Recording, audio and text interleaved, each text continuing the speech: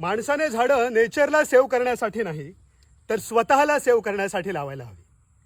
निसर्गाला वाचवण्या इतके आपण मोठे नाही होतो. Save humans. माणसाने त्याच्या आयुष्यात स्वतःच्या फायद्याची जरी झाडं लावलीत ना तरी कितीतरी मोठं जंगल निर्माण होईल. कसं ते बघा.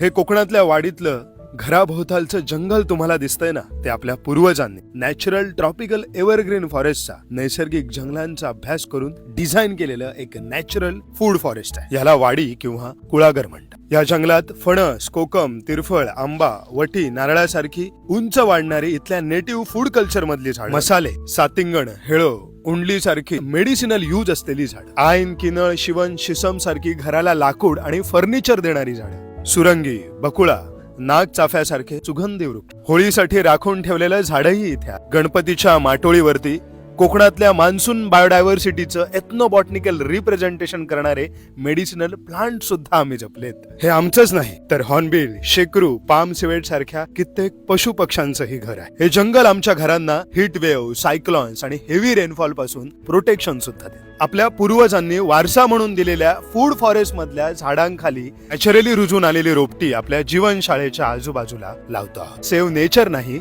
Save humans. कारण माणूस नेचर सायकल प्रमाणे जगला ना तरच निसर्ग वाचेल.